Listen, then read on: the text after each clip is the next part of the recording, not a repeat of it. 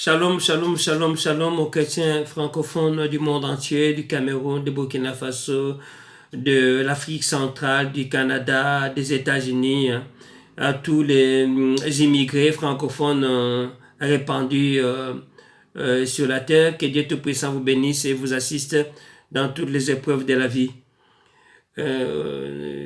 Aujourd'hui, je vais vous parler de la Pentecôte. Nous connaissons très bien aujourd'hui que la fête de Pentecôte, c'est une fête qui est célébrée un peu partout, partout dans le monde chrétien. La fête de Pentecôte est beaucoup célébrée. C'est quoi d'abord la Pentecôte? La Pentecôte, c'est une fête chrétienne, célébrée le 7e dimanche après Pâques pour commémorer la descente du Saint-Esprit sur les apôtres. Il a fallu donc pour les apôtres cette puissance-là, qu'on appelle le Saint-Esprit. Il a fallu que les apôtres puissent posséder cette puissance-là pour annoncer la résurrection de Christ, pour annoncer le retour de Christ et pour faire comprendre les autres nations païennes que le Saint-Esprit qui est en eux était capable d'opérer des miracles, était capable de faire des grandes œuvres et que les disciples devenaient par là les modèles même de Christ. Donc le Saint-Esprit, c'était un modèle de Christ dans la vie des apôtres. Bien qu'aujourd'hui il y a des habits, le jour de Pentecôte, c'est un jour très crucial pour le christianisme. Nous connaissons très bien, s'il faut faire un bref rappel du passé, le christianisme a été beaucoup malmené. A été beaucoup malmené par le monde païen. Le monde païen voulait tout simplement étouffer le christianisme pour que ça n'existe pas. C'est ainsi que quand vous regardez la vie des apôtres qui étaient censés posséder le Saint-Esprit, comment ils ont fini leur vie, c'était tragique. Aucun serviteur de Dieu actuel ne peut accepter mourir de cette façon-là. Donc c'était des morts atroces parce qu'ils ont accepté enseigner le Seigneur, enseigner sa résurrection, et ils ont accepté mourir mais comme le Christ, comme martyrs du christianisme. Aujourd'hui, nous sommes libres de prêcher la parole partout, de dire n'importe quoi dans les évangiles que nous prêchons. Avec la démocratie et la liberté, nous pouvons dire tout ce que nous pensons. Mais à l'époque, ce n'était pas comme ça, bien-aimés dans le Seigneur.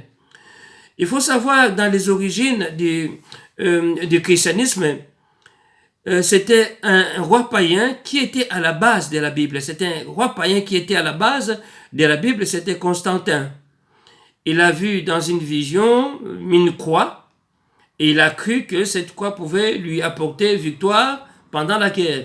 Et ce qui était arrivé, il a eu la victoire pendant la guerre et il a fait du christianisme une religion d'État. Il a fait du christianisme une religion d'État.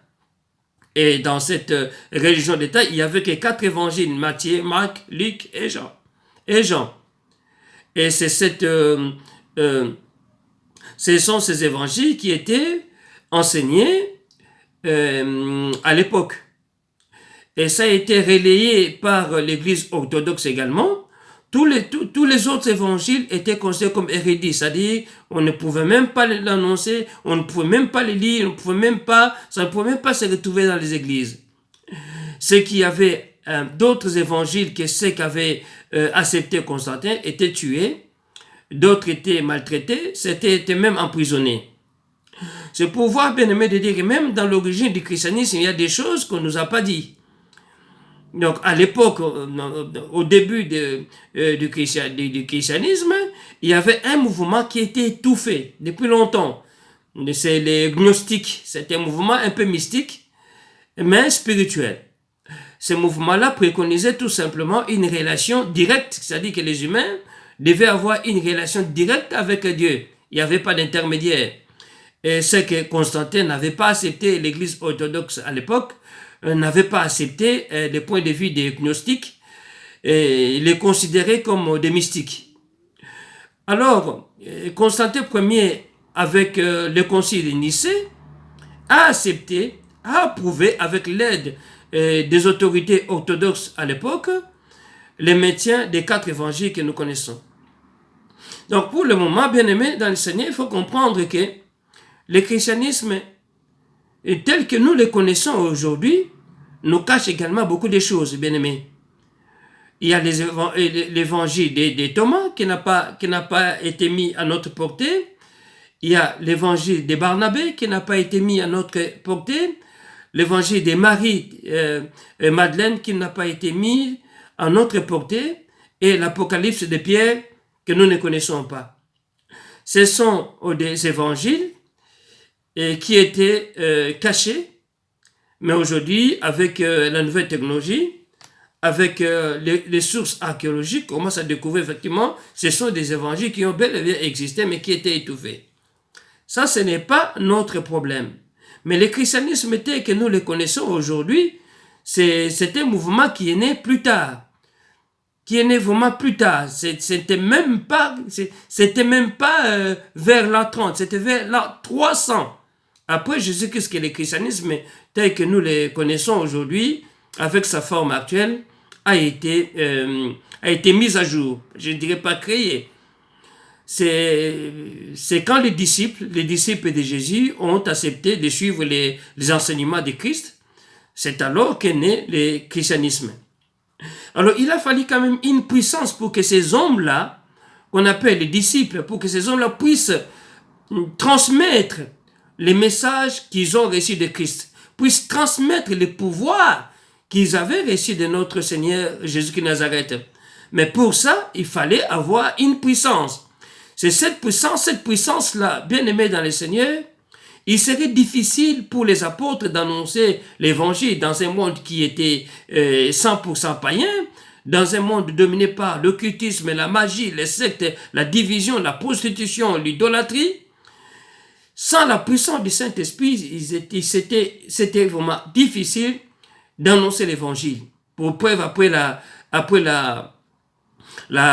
résurrection de Christ, les apôtres, chacun, au moins particulièrement, singulièrement, chacun a retrouvé son ancien métier, son ancien métier, chacun a retrouvé son ancien boulot, son travail qu'il avait quitté auparavant.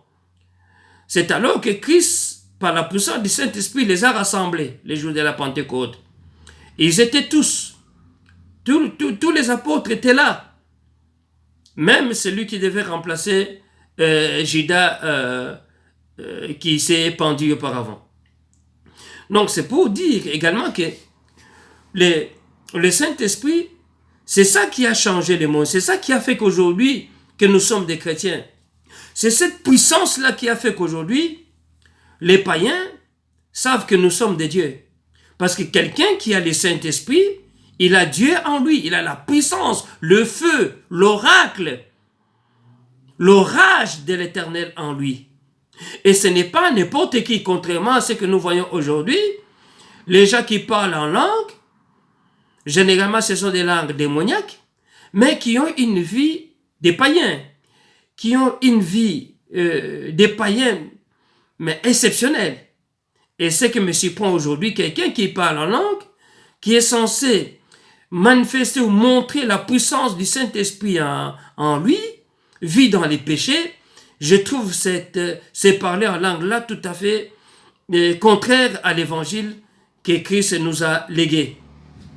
C'est ainsi que, bien aimé dans le Seigneur, vous voyez, les parler en langue est devenu démoniaque dans beaucoup d'églises aujourd'hui. Satan a profité de parler en langue pour détruire les églises. Satan a profité de parler en langue pour tout simplement séparer des familles. Parce que ça a créé une certaine confiance entre les fidèles ou les chrétiens et les hommes de Dieu. Et cette confiance-là a fait qu'on commençait à annoncer aux familles du n'importe quoi, soi-disant qu'ainsi dit l'Éternel, alors que ce n'est pas l'Éternel qui a dit. Comme dans un groupe, il y a aussi ce qu'on appelle les naïfs. Les naïfs ont cru à ça, ils ont cru en parler en langue au lieu de croire en Dieu. Parce que l'effet seulement de croire en parler en langue au lieu de croire en Dieu, ça nous déroute, ça nous met hors la parole de Dieu. Selon qu'il est écrit, mon peuple périt par manque de connaissance. Donc, bien aimé dans le Seigneur, il faut également comprendre que les humains aujourd'hui, les chrétiens aujourd'hui, ont mis les parler en langue en premier plan. Ils ont abandonné les Écritures, ils ont considéré les parler en langue comme exceptionnels et tout le monde dans l'église court après les parler en langue. Bien aimés dans le Seigneur, nous avons assisté dans certaines églises, on apprenait aux gens comment parler en langue via des cassettes audio. Alors que bien aimés de Dieu, quand nous regardons bien la vie d'apôtre Paul, comment les parler en langue étaient, comment les dons du Saint-Esprit étaient répandus chez les païens, c'est tout autre chose que nous voyons aujourd'hui dans les églises. Voilà, bien aimés de Dieu, les jours de la Pentecôte, il fallait une puissance extraordinaire pour permettre les apôtres, pour permettre aux apôtres d'annoncer la résurrection de Christ. C'est très important, bien aimés de Dieu. Et la Bible dit, tous ceux qui me disent Seigneur, Seigneur, n'entreront pas dans le royaume de mon Père. Et le fait de parler en langue ne fait pas de vous un enfant de Dieu. Parce que les démons savent que vous parlez en langue. Les démons aussi parlent en langue. Les esprits du mal parlent aussi en langue, bien aimé. Mais la seule différence, bien aimé, entre les parler en langue, tel que les livres des Actes des Apôtres nous les montrent, et les parler en langue du monde bien aimé de Dieu, c'est par les comportements. On reconnaît un arbre par les fruits qu'il porte. Bien aimé dans le Seigneur. Vous dites que vous êtes remplis du Saint-Esprit, mais vous vivez dans les péchés. Impossible, bien aimé dans le Seigneur. Vous dites que vous êtes remplis du Saint-Esprit, vous êtes adultères, vos pensées sont adultères, vos pensées sont impudiques, vos pensées vont dans le sens de la fornication. Vos pensées vont dans le sens d'exploitation des chrétiens dans les églises. Ça, ce n'est pas les parler en langue que le Seigneur nous a légués. Ce n'est pas les parler en langue que Christ nous a légués, bien-aimés dans le Seigneur. Parce qu'il faut parler des jours de Pentecôte, la Bible dit des langues semblables à des langues de feu. Ce n'était pas des langues imaginaires, bien-aimés, qu'on ne vous trompe pas. C'est parler en langue, c'était une capacité que Dieu a donnée aux disciples de parler plusieurs langues étrangères. Parce qu'après, bien-aimés, ils étaient éparpillés en Asie mineure, au Moyen-Orient, un peu partout, pour annoncer dans les langues locales la résurrection de Christ. Bien-aimés dans le Seigneur. Donc nous ne devons pas confondre les parler en langue tels que nous les trouvons dans les livres des Actes des Apôtres et les parler en langue que nous voyons aujourd'hui dans les églises. Les églises sont corrompues.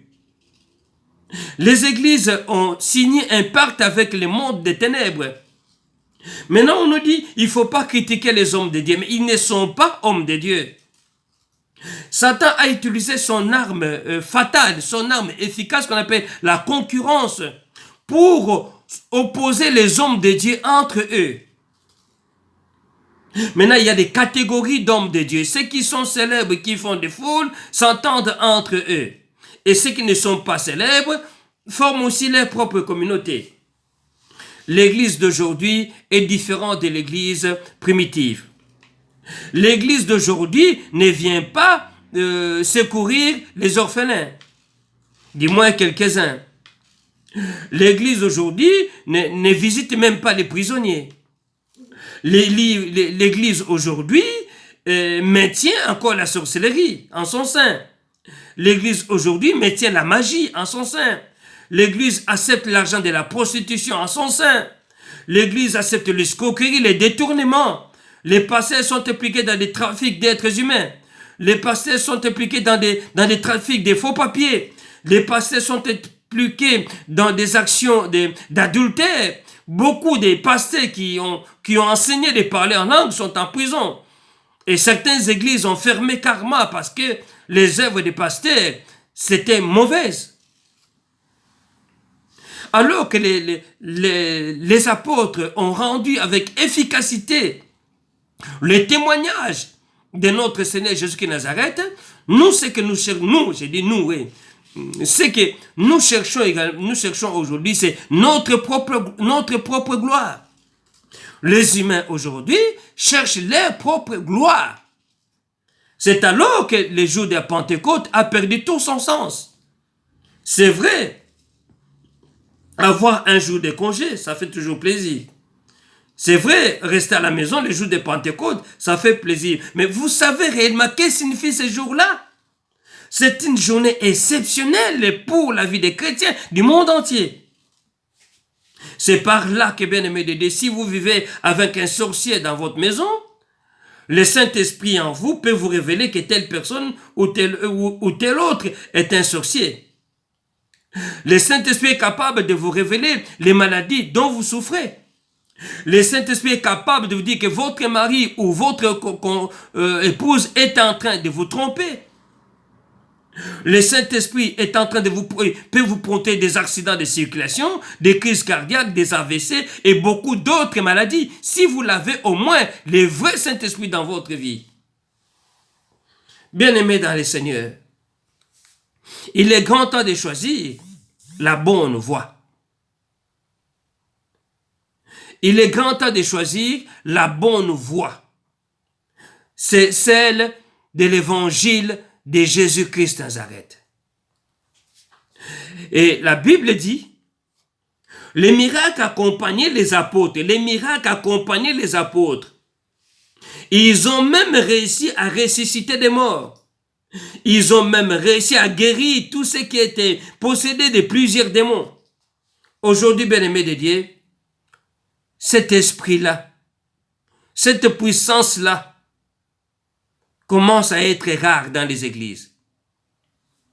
Quand on commence déjà à mettre en doute un miracle qui a eu lieu dans telle ou telle église bien-aimée de Dieu, ça pose un problème. Les miracles que les apôtres ont réalisés n'ont pas été précédés de doutes. Les miracles que les apôtres ont réalisés n'ont pas été précédés de doutes. Aujourd'hui, il y a beaucoup de frères et de sœurs qui témoignent. On m'a donné $100 pour témoigner que j'avais le sida et je suis guéri. Dans une église où vous voyez déjà il y a un faux témoignage, il ne faut pas mettre vos pattes dans ces églises-là. Ce sont des morgues sataniques et vous ne serez jamais bénis. Les jours de la Pentecôte, bien-aimés de Dieu, faites plaisir à votre Dieu. Choisis maintenant le bon chemin. Ne soyez pas des chrétiens hypocrites. Vous voyez que votre serviteur dans les mal, vous ne dites rien, vous les laissez dans ces mal-là, vous ne l'aimez pas du tout. Nous avons encore constaté dans les églises du Saint-Esprit, bien-aimés, les gens qui entrent dans l'église, qui donnent les 10 000 offrandes dans l'église, les paniers remplis. Alors que dans la même rue, il y en a il y a des enfants de rue qui manquent à se nourrir, qui manquent de quoi se vêtir, qui manquent à se nourrir, qui manquent beaucoup de choses de la vie. Les gens préfèrent laisser ces gens-là dans la rue, mais aller donner à l'église. Ça, ce n'est pas un signe des gens qui sont remplis du Saint-Esprit. Ça, c'est un signe tout simplement des fanatiques, des chrétiens fanatiques. Donc, dans ce siècle bien-aimé de Dieu, c'est que nous constatons, il y a l'émergence des chrétiens fanatiques qui se disent remplis du Saint-Esprit alors qu'ils ne sont remplis que des démons. Les cultes sont conduits par les démons, bien-aimés de Dieu. Ainsi, méfiez-vous de ceux qui disent que Dieu m'a dit, ce n'est pas Dieu. Vous les prenez pour qui? Vous les considérez comme qui, les dieux créateurs? Et ça commence à être une habitude dans les églises des réveils, dans les églises du monde entier. Dieu m'a dit que tu seras ma femme. Dieu m'a dit que tu seras mon homme. Dieu m'a montré que, bien-aimé dans le Seigneur. Où allons-nous avec Dieu m'a dit que? Où allons-nous avec Dieu m'a montré que? Bien-aimé de Dieu, le Saint-Esprit que les apôtres ont eu le jour de la Pentecôte, ça a changé leur vie. Mais vous n'êtes pas encore changé. Le Saint-Esprit n'a pas encore changé votre vie. Et je vous demande, bien-aimé de Dieu, il est grand temps de changer, bien-aimé. Si vous aimez votre Dieu, il est grand temps de changer vos comportements. Il est grand temps de vous repentir, bien-aimé dans le Seigneur. Tant qu'un miracle commence à être un sujet de doute, bien aimé, ça pose un problème. Je n'ai pas, quand j'ai lu les livres des Actes des Apôtres, en aucune façon ou en aucune manière, j'ai vu les gens s'opposer au miracle, ou les gens mettre en doute les miracles, que ce soit les miracles que Christ avait fait, que les miracles faits par les apôtres, bien-aimés de Dieu. Quand Tabitha, Dorcas a été ramenée à la vie, il n'y avait pas de doute. Il n'y avait pas la corruption, bien-aimés. Parce que la Bible dit, Pierre et Jean devant la porte du temple appelé la Belle, il y avait un homme qui demandait l'aumône à l'entrée de l'église, disons l'église. Pierre dit, je n'ai ni argent ni or, ce que j'ai, je te donne au nom de Jésus qui est Nazareth, lève-toi et marche. Qu'est-ce que vous avez à donner maintenant, bien-aimés de Dieu? Assez les spectacles dans les églises, on n'en a pas besoin. Le Christ revient bientôt, nous avons besoin des hommes et des femmes capables d'être remplis du Saint-Esprit. Des hommes et des femmes capables de dire non aux pratiques sorcières, aux pratiques sataniques qui sont présentes aujourd'hui dans les églises. Oh, peuple de Dieu, si vous aimez Dieu, mais faites la volonté de Dieu. Si vous aimez Dieu, mais répentez-vous. Les parler en langue, bien-aimé, ça c'est une voie d'entrée des démons dans les églises. Parce que les démons, c'est que les démons savent que vos parler en langue sont démoniaques. Parce que vos parler en langue ne sont pas interprétés, ne sont pas suivis d'une interprétation.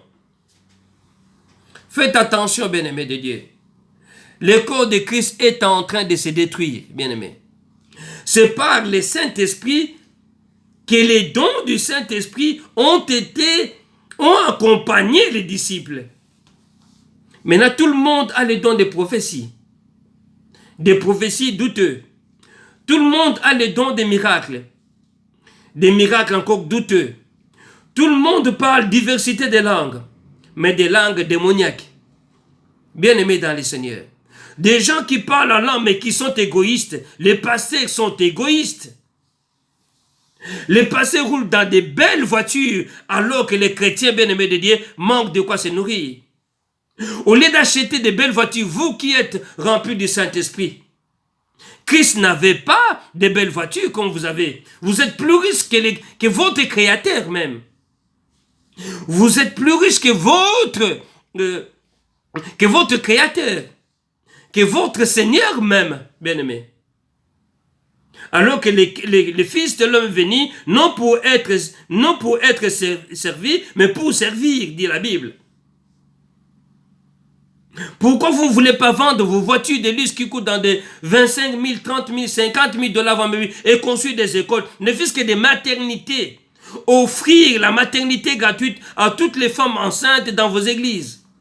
Pourquoi ne pas créer des écoles pour former les jeunes Africains comme les Chinois sont en train de former leurs enfants à la technologie?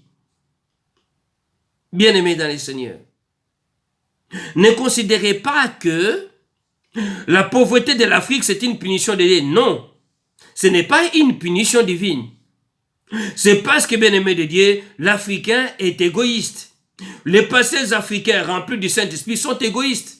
Alors c'est quoi ça comme Saint-Esprit? Si on n'arrive même pas à donner, à partager le peu qu'on a. Bien-aimé dans le Seigneur, si on est rempli du Saint-Esprit, on partagera ce qu'on a. On aura un cœur à partager, on aura un cœur à mettre à la disposition de son église. Où sont les œuvres sociales dans les églises de réveil? Il n'y en a même pas. Dites-moi le nombre d'écoles qu'il y a dans les églises de réveil. Il n'y en a même pas, des écoles de formation. Il y en a, peut-être rares, mais il n'y a pas beaucoup. Bien-aimés dans le Seigneur. Et vous me dites que vous êtes remplis du Saint-Esprit? Christ est venu non pour être servi, mais pour servir. C'est le modèle que nous devons suivre. Les hommes et les femmes remplis du Saint-Esprit servent d'abord les autres avant de voir leurs propres intérêts. Mais vous, les pasteurs de ce siècle, vous, les prophètes de ce siècle, vous vous servez d'abord vous-même, vous cherchez d'abord votre propre intérêt et l'intérêt des autres, est ignoré. Bien-aimés dans le Seigneur, voilà les jours de la Pentecôte. Une journée exceptionnelle, bien-aimés de Dieu. Mais cette journée-là est au service du diable, bien-aimés de Dieu. Il y en a qui parlent en langue, mais qui n'ont pas l'amour, qui trompent leurs femmes. Il y en a qui parlent en langue, qui sont arrogants. Il y en a qui parlent en langue, mais leur langue même, leur langage quotidien n'est pas encore purifié. Il y en a qui parlent en langue, mais qui ont encore dans leur bouche des termes, des expressions des païens. Leur bouche est remplie de bêtises et d'ignominie. Bien-aimés dans les Seigneurs, c'est ainsi qu'on commence à aller acheter des miracles au Nigeria, acheter des miracles en Côte d'Ivoire, acheter des miracles en Angola. Bien-aimés dans les Seigneurs, c'est une journée exceptionnelle, le jour de la Pentecôte. De langues semblables à des langues de feu. Ce n'était pas du n'importe quoi. Ce n'était pas ce qu'on nous montre aujourd'hui dans les églises de réveil. Des langues semblables à des langues de feu. De langues de feu. Bien-aimés de Dieu. Ces langues de feu, c'est ça qui va amener des païens à croire à notre Dieu. À croire que Christ a été ressuscité. Il est réapparu dans les apôtres. Christ est dans les apôtres par la puissance, par la gloire, par les parler en langue, par la capacité de parler d'autres langues étrangères. Bien-aimés dans les Seigneurs. Il faut savoir également que les apôtres ont fait un travail remarquable. Vraiment remarquable, bien-aimés. Il faut savoir également que les pays qu'on appelle Iran a été évangélisé par l'apôtre Thomas. Et jusqu'à présent, en Iran, il y a l'église de Saint-Thaddée. Ça existe. Mais bien aimé dans les Seigneurs, avec les troubles et les désordres, toutes les églises laissées par les apôtres ont été transformées en mosquées. Bien aimé, avec la brutalité des religions musulmanes, toutes les églises chrétiennes ont été transformées en mosquées. Il y en a partout quand vous visitez Turquie également. Certaines mosquées aujourd'hui, quand vous voyez, ne fût-ce que la façade, que c'était une ancienne église chrétienne, orthodoxe ou catholique. Ils ont fait un travail remarquable. Mais qu'est-ce que les serviteurs de Dieu aujourd'hui font comme travail? Bien aimés dans les Seigneurs. On ne peut même pas les laisser avec des sœurs dans les églises. On ne peut même pas les laisser se promener seuls, sinon ça sera scandale sur scandale. Voilà les parlers en langue que vous avez choisis. Voilà les parlers en langue que vous avez annoncé aux gens. Ça finit toujours par se dévoiler. Ça finit toujours, bien aimé de Dieu, par se faire connaître. Quand on a un mauvais parler en langue, les œuvres qui suivront seront des œuvres mauvaises, des œuvres sataniques, les œuvres démoniaques. C'est ainsi que, bien aimé de Dieu, la plupart de ces hommes-là finiront leur vie soit en prison et leurs églises seront fermées. Parce que, bien aimé de Dieu, ce n'était pas le parler en langue qui est venu du Seigneur. Peuple de Dieu, francophone du monde entier. Il est grand temps. L'église, le corps de Christ est en danger à cause de ces parler en langue. Le corps de Christ est en danger à cause de ces parler en langue-là. Bien-aimés dans le Seigneur. Le Christ a dépouillé les autorités, les dominations, les a livrés publiquement en spectacle. Bien-aimés dans le Seigneur. Il dit, voici les miracles qui accompagnent Marc. Voici les miracles qui accompagnent ceux qui auront cru à mon nom. Ils chasseront les démons.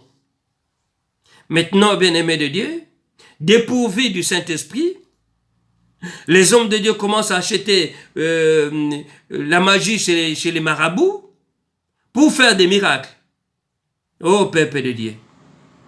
Donc, le jour de Pentecôte, bien-aimés de Dieu, Pentecôte, c'est une fête chrétienne célébrée le 7e dimanche après Pâques, pour commémorer la descente du Saint-Esprit sur les apôtres. Les apôtres ont choisi, ils ont accepté mourir pour Christ. Ils ont accepté parfois des souffrances atroces pour que le nom de Jésus soit glorifié dans leur vie. Souvenez-vous de la mort d'Étienne. qui étaient lapidés,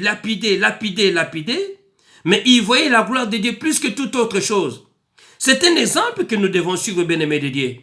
Au lieu de se contenter au bien matériel, aux voitures, des maisons en marbre, des avions, bien-aimés de Dieu, purifions un peu la langue que nous avons.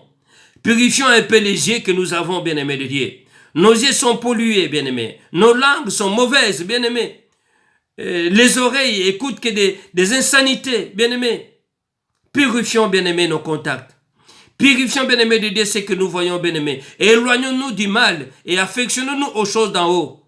Bien-aimés dans le Seigneur. Le Seigneur a besoin de ton âme. Le Seigneur a besoin de cette lumière que vous voyez devant vous. Que Dieu Tout-Puissant vous bénisse.